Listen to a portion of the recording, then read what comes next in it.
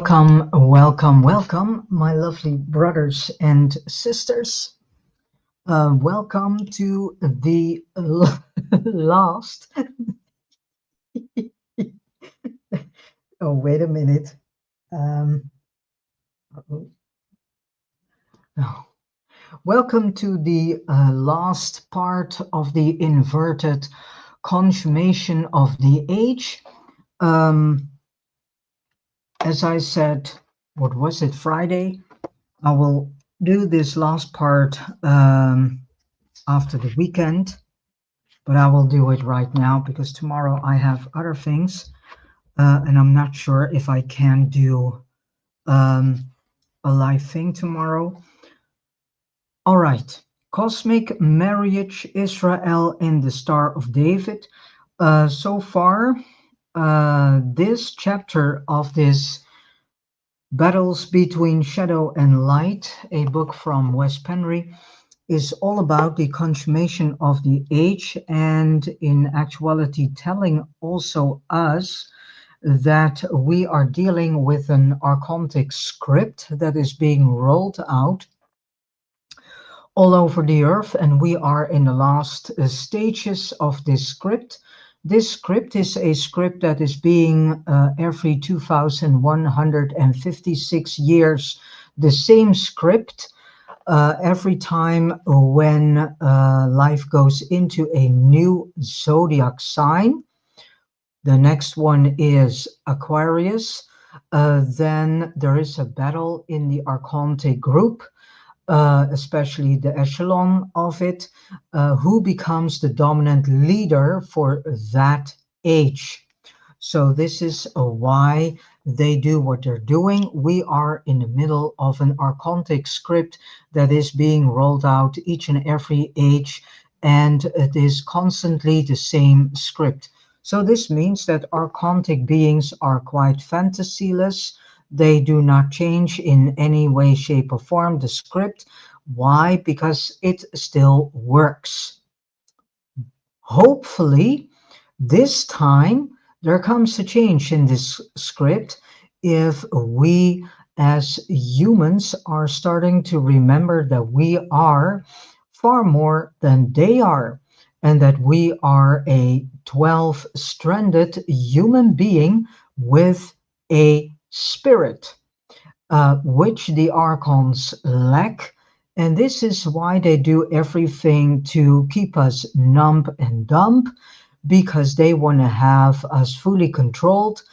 And this is also why they have this setup of the singularity and metaverse to lure us into this.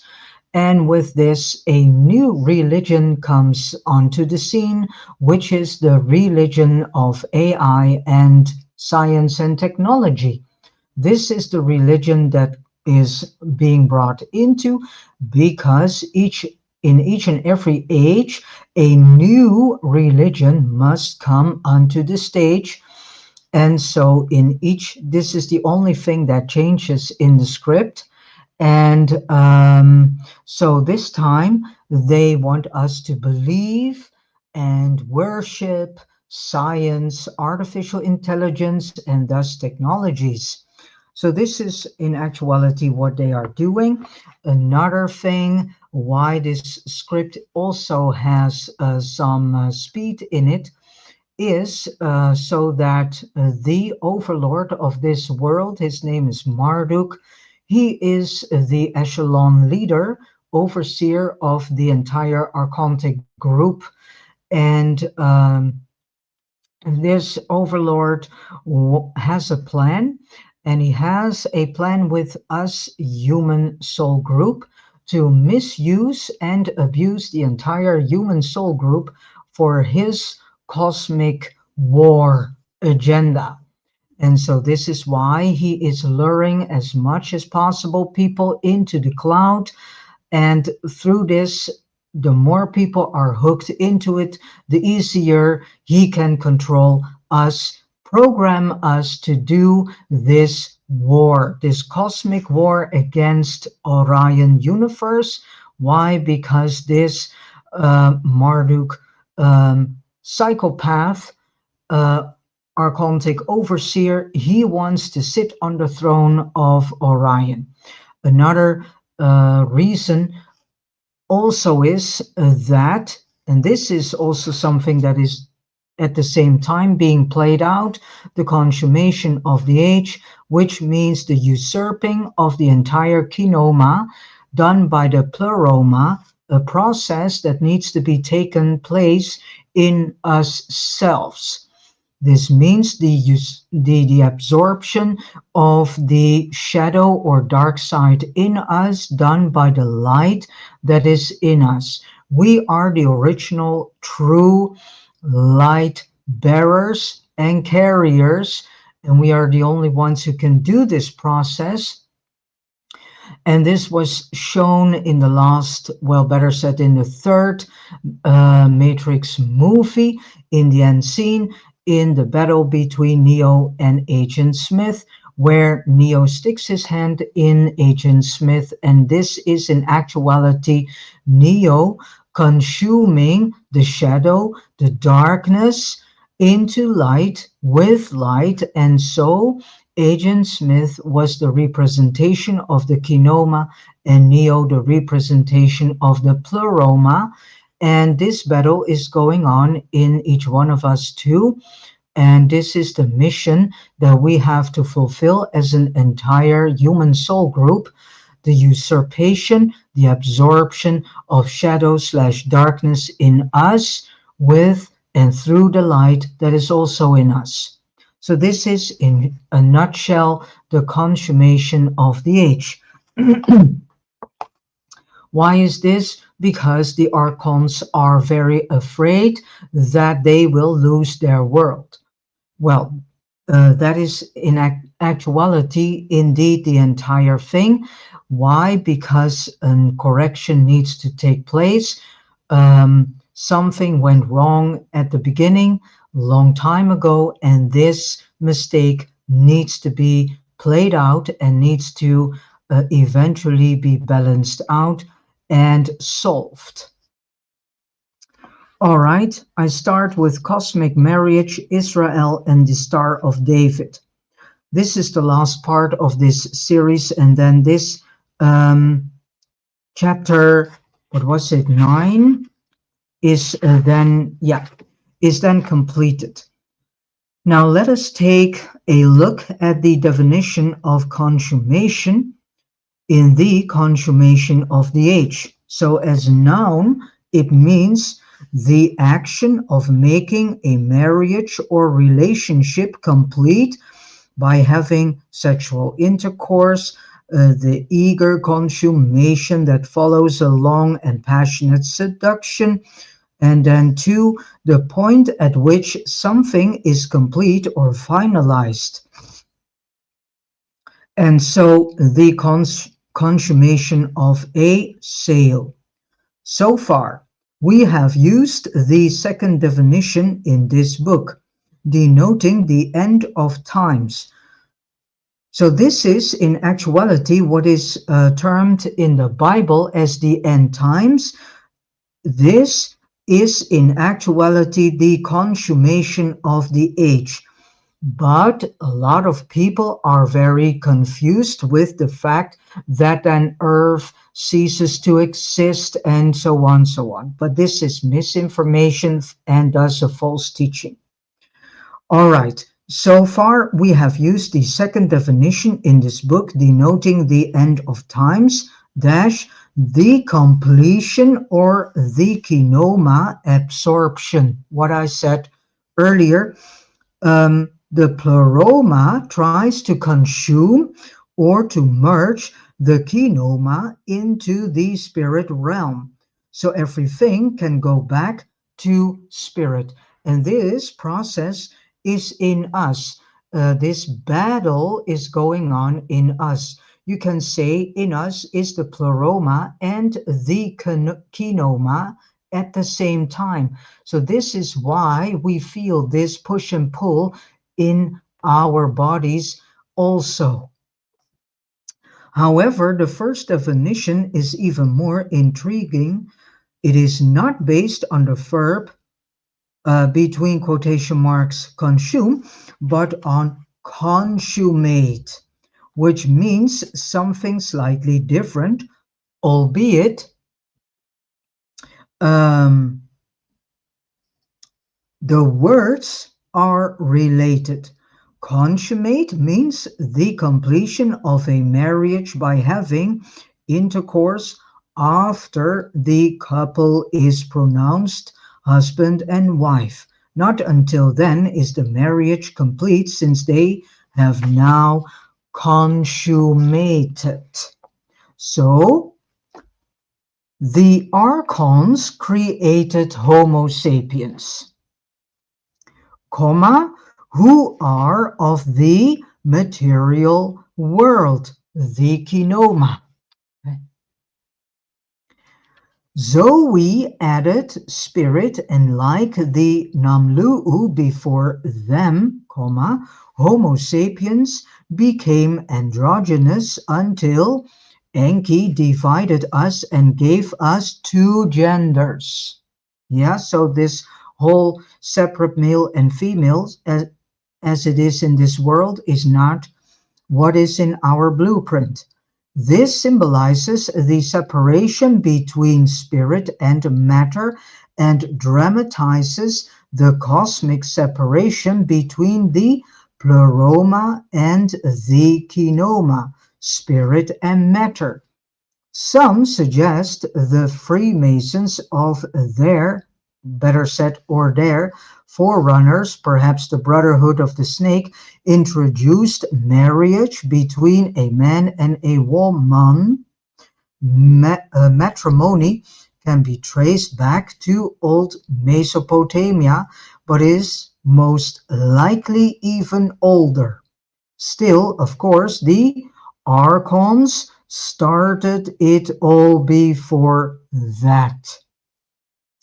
Marriage represents the reunification of spirit and matter, feminine and masculine. The married couple reunites first in a holy matrimony, whereafter they, so-called, merge in a sexual intercourse which merges spirit, the egg, and matter, the sperm. So by letting the egg absorb the much smaller sperm, the relative size between the pleroma and the kinoma, we could say, and everything goes back to being feminine again, since all fetuses start out as females. However, after a while during the pregnancy, the fetus can change gender and become a male, which again separates spirit and matter, re-emphasizing the archontic principle. To understand why the archons instigated marriage, we need to go much further back in time if we take the Wes Penre papers into consideration. Where did I first start discussing marriage? The answer is when I explained the cosmic peace agreement between Pistis Sophia and Yaldabaoth, or better known as Khan and Lil. It represented a marriage between spirit and matter, I.E. The consummation of the age started already there. However, Sophia and Yaldabaoth cannot consummate the marriage until after the so-called, between quotation marks, holy cosmic matrimony is consummated and the two, feminine and masculine, merge, albeit not in a sexual encounter, in the original consummation of the age. Pistis, on behalf of the pleroma, must merge with matter and consume it, which only means that she withdraws her light from the kinoma, and Yaldabaoth, representing the physical universe, merges with Sophia and everything returns to spirit. This is what the peace agreement was all about. Note that the word matrimony is the Latin word for matrimonium, which means comes from combining mater, which is mother, with the suffix ammonium, which is action or condition. So if we go back in time, it refers to the first mother, the action against and between spirit and matter, where the word matter also means mother. You can hear it in the word. So denoting that the matter material universe was created by the mother, the divine feminine, yeah, the prime divine creatrix. Now, if we go back to human matrimony, why is it so important for the archons that we get married and consummate the marriage with so-called sex? And why is the Christian religion saying we should avoid sex before marriage, although many except extremely devoted Christians break that rule?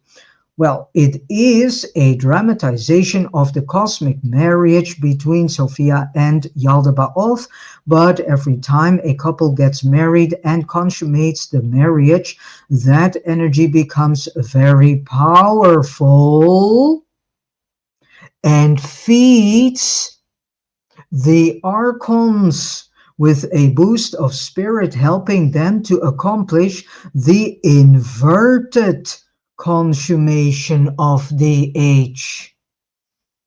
If the reader deeply ponders what has been said so far in this section, perhaps you realize that without exception, since the beginning of Tiamat, through the second Atlantis and the Matrix, which is the third construct, everything has been about accomplishing the consummation of the age, to establish the marriage, the cosmic family feud we have discussed for years is all about who is going to win the so-called race.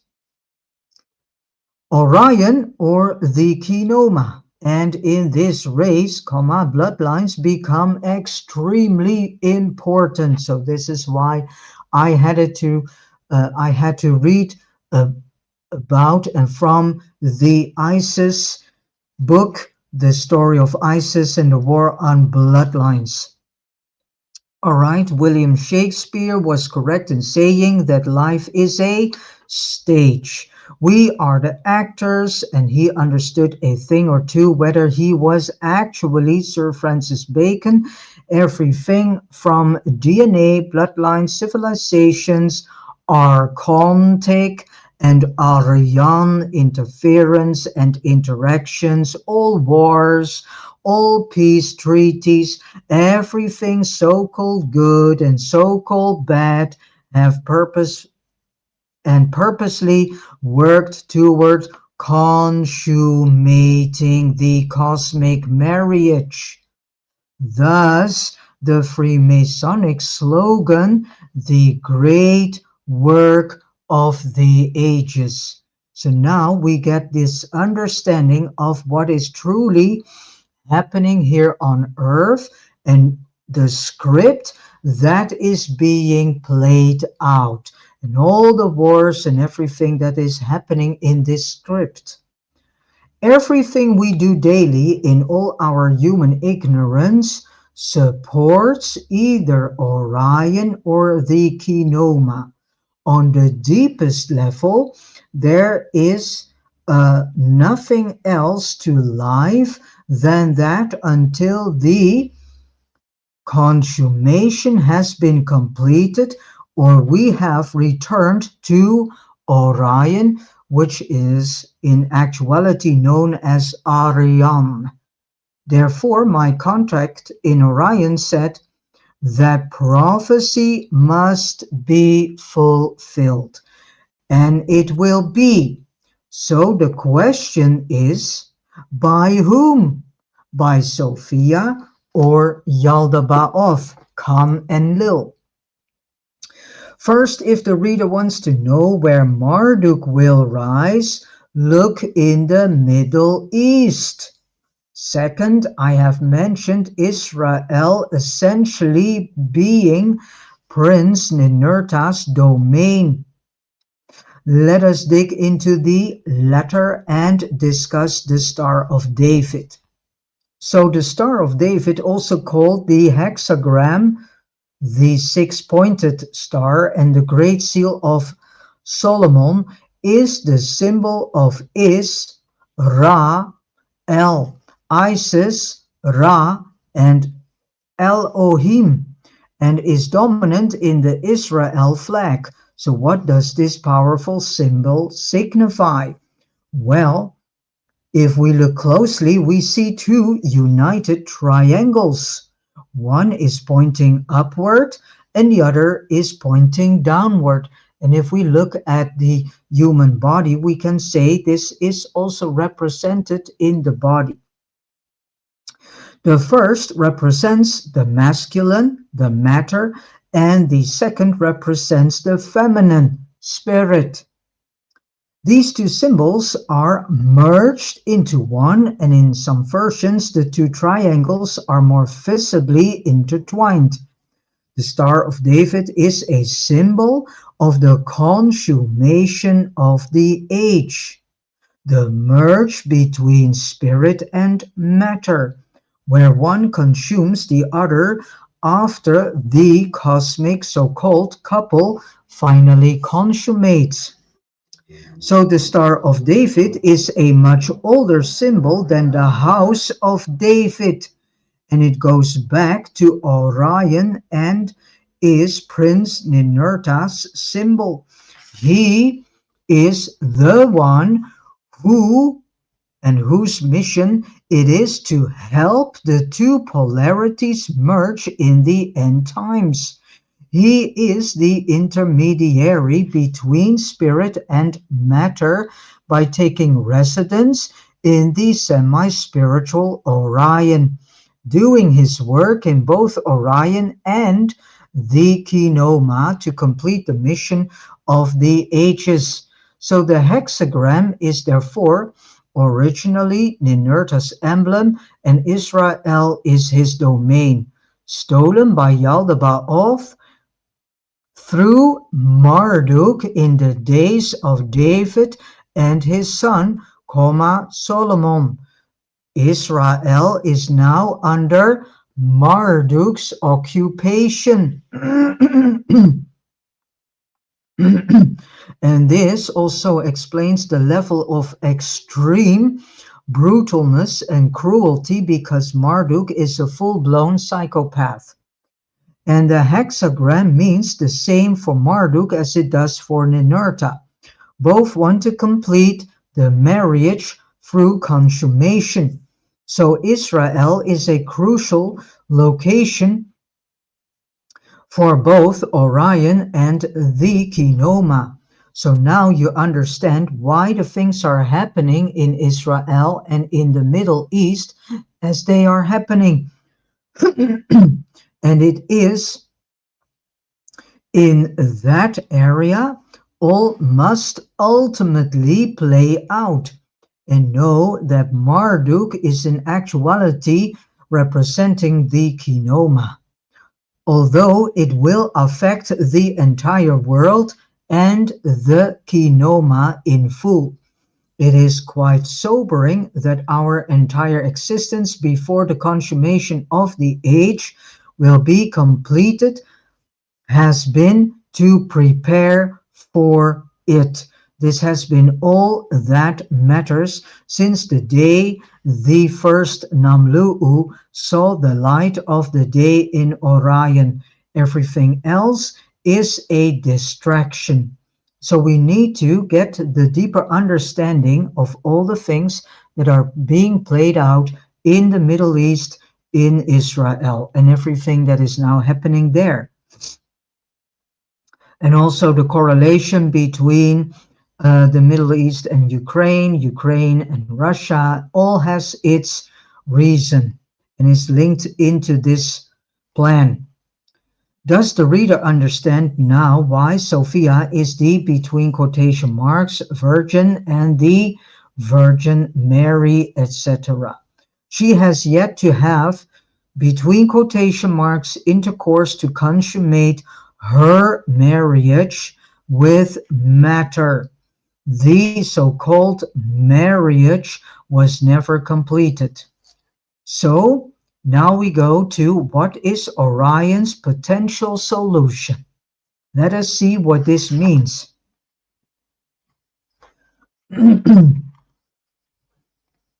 I think most readers by now have noticed the challenges Orion always had with solving this problem.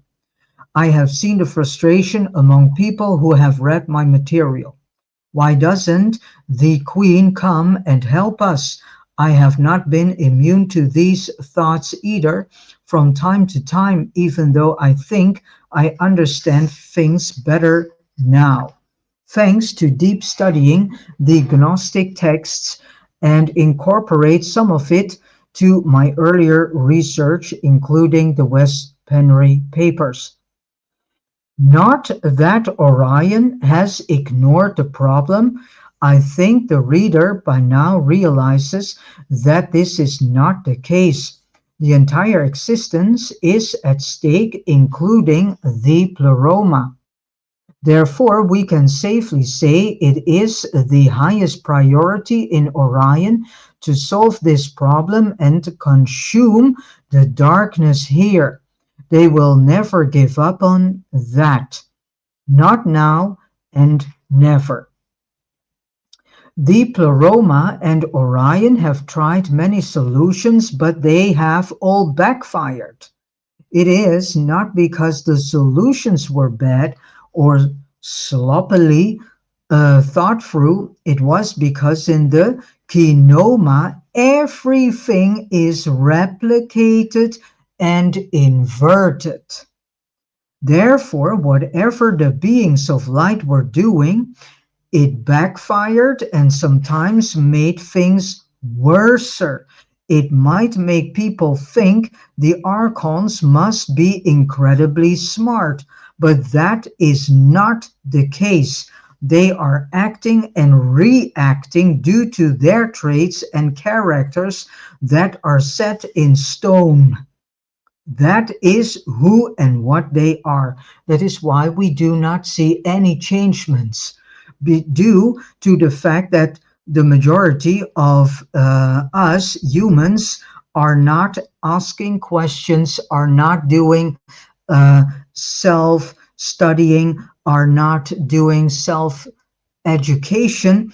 And so we so far did not see and understand what was truly going on. The archons could use the same things all over again and again and again and again. Not until we as human beings are starting to see through what is truly going on, we cannot challenge them. As soon the more of us start to see through the script and what is truly going on and the big plan that is being played out, which is this consummation of the age and this cosmic war against Orion, these two things, if we start to see this and we start to see the things for what they really are, then we make it difficult for the archons, and then they are being challenged. And then this can result in a weakening of the entire script they are rolling out and are playing out for a far too long time. So with that in mind, what will Orion potentially do? I would suggest they will do nothing, and that might be the best solution in this situation. Every time they do something, the archons counteract, so making the same mistake over and over is the definition of stupidity. Therefore, it is time to change strategies. I cannot exclude the possibility that Orion might wait for the singularity to happen as the only option to get spirit out of the kinoma. if Orion lets the Khan Kings attack, and Orion is fairly confident they will defeat them, which my contact told me, after all, those humans whom the Khan Kings ride will, at the moment of the attack, also have returned to Orion. If Orion shows victorious and the Archons would be captured in the process, they would be judged in the Orion court and then thrown into the spiritless, bottomless pit and locked in there for always and for eternity. Left would be only their physicality and the spirit they still possess in that what is known as hell dimension, with no spirit in their environment. They will consume each other to grasp for air, so to speak, until there is no one left and spirit is consummated. Then Yaldabaoth, Khan, and Lil will finally consume himself. Chances are that some humans will follow the Khans into the pit because they are too corrupt and too hostile to be allowed into Orion. They will also be consumed by the Khans and by each other. The cosmic ocean will absorb all spirit inside the hell dimension, which will become one with the mother goddess. They will lose their individuality. So when the Archons are defeated in Orion, the rest of the human soul group who stayed in Earth and refused to go into the metaverse can then, with Orion's help, exit and return to Orion. A victory over the attacking Khan Kings would be a potential solution to the problem of the ages, and the Kinoma might be consumed by the Pleroma again, wherewith the marriage would be consummated. Of course, no human in this construct knows Orion's exact plans, and we can still only see some things from our perspective because we lack sufficient knowledge. However, I have been pondering for a long time, what is the solution if I were of the Orions? What would I suggest? My conclusion is that the best would be to do nothing. Let it all play out and let the Mi'kmaq Defense Force take care of the Archons. There's always a chance Orion will fail, but I still think this is the plan with the greatest chance of success, and I would be surprised if Orion haven't at least considered it. And this is in actuality, I think, also the best thing. Don't interfere and do not do anything. Let this be played out as it needs to be played out. If we start to interfere it, we are making it for ourselves very difficult, and also the chances that we then also are falling prey to something that is in actuality not in our best interest. So yeah, I would say prepare yourselves spiritually, physically, and energetically, and make sure that you are in connection with your spirit, so that your spirit can guide you to wherever you have to be and go to when shit hits the fan on Earth.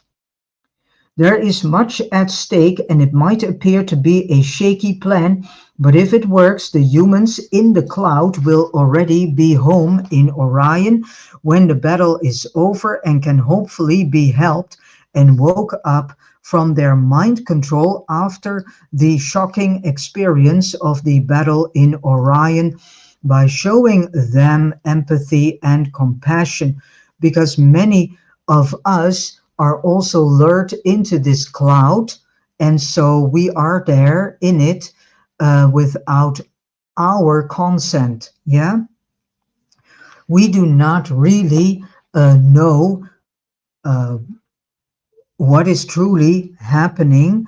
Um, and from what I came to understand, we human soul group are already in the cloud since 1995. Mind you, since 1995, we are already in the cloud. So this means we are already in it. Yeah. It is in actuality what we see now. We are in the end stage, and the archons, want to end everything by 2045. So this is what we now see. This is why they have such a hurry to enforce us in using artificial intelligence and to have us hooked into the cloud system, into metaverse, into singularity. All right, what about the Bible prophecies, which is the last piece of this chapter?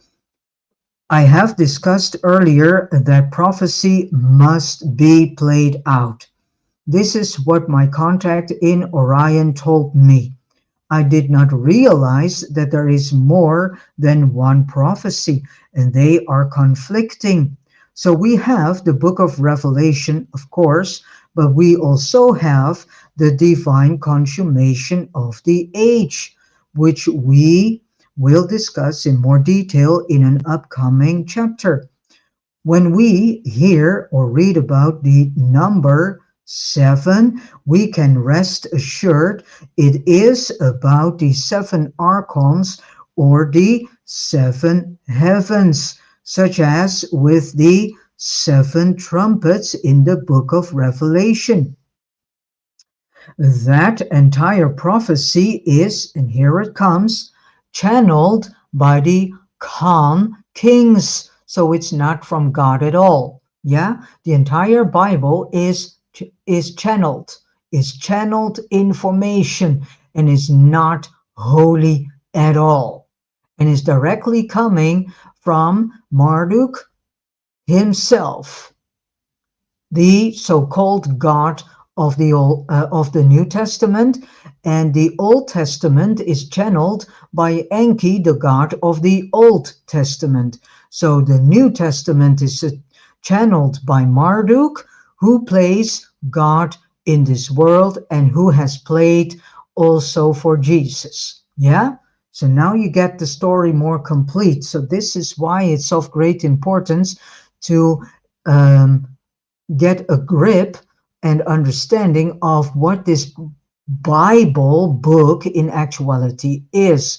And I truly hope, sincerely and wholeheartedly, that many believers start to wake up the many distortions in the Bible and stop being so attached to it. See the storyline for what it truly is.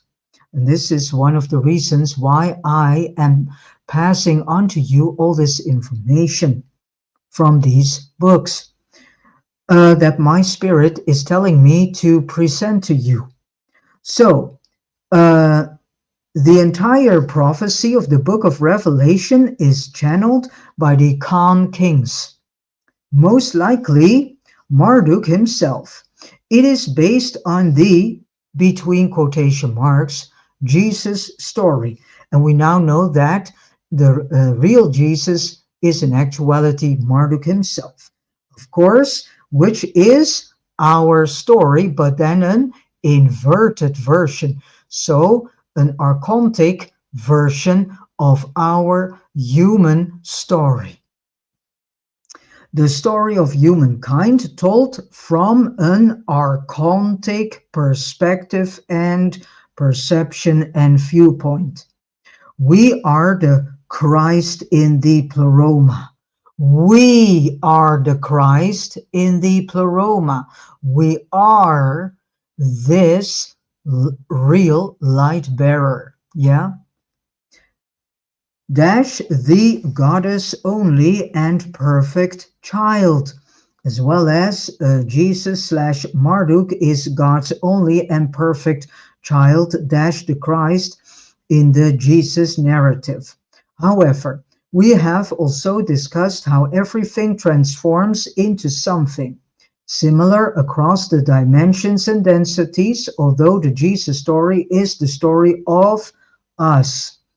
It also illustrates another story which relates to Orion and the Kinoma. If the ultimate trinity is the mother goddess, Barbello, and the perfect child, the Christ consciousness, we have another trinity in Orion, which is Pistis Sophia, Zoe Sophia, and Sabaoth, who is the child dash the Christ of Orion.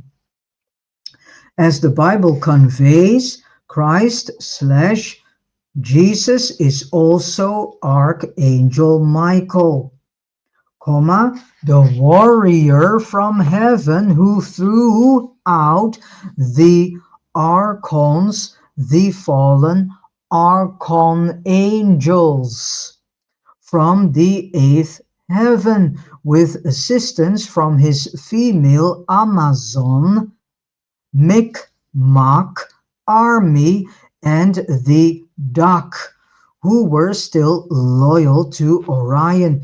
He deported the Archons to Earth to join with humans because Orion wanted all Archons gathered in one place close to us so we could complete our part of this consummation of the age mission. And one day, Archangel Michael, Ninurta, will return and complete the mission, which will end in the Archon's demise. This is dramatized in the Bible prophecy. Marduk as Jesus promised to come back and reign for 1,000 years in so-called paradise. This resembles Prince Enlil becoming Khan Enlil after Yaldabaoth's demise in the future. Thus we have the Bible prophecy, in which Archangel Michael will return, fight the evil forces, and establish his so-called kingdom. This biblical Michael is, of course, Marduk. So it's not the Archangel Michael from the Pleroma, but the Archangel Michael from the Kinoma, Marduk, the inverted version, acting as Ninurta on Shakespeare's stage. So this will ignite the final world war and kill many people. Marduk does not want a metaverse and the singularity, since he can only handle 3% of humankind. So we need to wake up that the stage that we are now seeing being played out on Earth is a preparation of a final world war. And then after this war, many people will beg for the coming of Jesus, and then Marduk will return back as Jesus. Yeah? A potential fake alien invasion has also been planned, the so-called Project Blue Beam.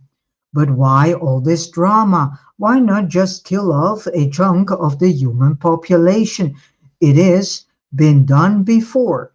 Why all this so-called religious drama? Well, it is because the archons are copycats. They have to follow a certain pattern. Yeah, see this for what it is. So the $1 million question is, comma, will Bible prophecy play out or is that part abandoned? Well, I highly suspect Orion has changed their plans after they noticed what a dilemma we are in, and that might also slightly change the archontic plan regarding prophecy, but it is unknown. It is being played out, and I would suggest it is going to happen before the singularity is established around 2045. If we look around us now, the world is in greater danger than ever before. The Ukraine war raging for a far too long time, having the potential to expand, comma, we have the devaluation of the United States dollar, yeah, which is also being played out, comma, with the Saudi Arabia now refusing to trade oil for United States dollars and other nations follow. We are going toward an economic collapse, which usually is the predecessor of a major war. Go back to the Second World War. What brought the collapse? Economic collapse. What brought the entire world into the Second World War? Economic collapse, which usually is the predecessor of a major war. More between quotation marks diseases will show up globally. And brothers and sisters, I already have heard from several sources that they are planning a new pandemic requiring certain between quotation marks remedies, which means another version of sticky prickies, yeah, the needle inserts, etc. If World War III happens, not all of it will play out on the battlefield. Yeah? Never forget to monitor the Middle East. If Bible prophecy plays out, comma, then that is the nexus point. Also keep an eye on Saudi Arabia and remember the theme of this book. The archons copy everything. So if you want to get a clue about who might be the upcoming world leader, so to speak, look among princes and kings, or more precisely, a prince that is about to be king, inverting Ninurta, the prince who is about to be king. So we need to monitor what is happening in the Middle East and the persons that are involved in this play and see who is doing what, and then we can see who can become this king. And that person is most likely Marduk. Yeah, that we then can see as the new king. So we need to see what is happening in the Middle East. And this is why the Middle East always has been this stage. And I think also the reason why this state of Israel, yeah, because Israel is having a state in a state like Washington has. So we need to see right now what is being played out in the Middle East and who comes in and on the winning hand there. And indeed, let us remember archons are copycats, so they need to copy everything. Um, and with this said, I have come to the end of reading this last and final part of this chapter 9, which was all about the inverted consummation of the age. Um, I would highly recommend you to re-listen to the other three parts and re-listen to them with the help of your spirit. Ask your spirit questions and have patience in receiving the answers, and see what the information you get from your own spirit after re-listening to these videos all about the consummation of the age. All right, I want to thank you for tuning in this day through Rumble, through YouTube, and through Facebook. And I also wish you a beautiful, joyful day filled with a lot of love and truth and wisdom and revelations, all coming from your own spirit. Know that you can have connection with your spirit, and please do so. Start working with your spirit, because that is your guide, your leading line, your leading connection in this world and beyond. All right, so let us listen to a piece of music um, today, and let us listen to Echoes from the Mountains, created by Ben Sound. So thank you so much, and see you next time.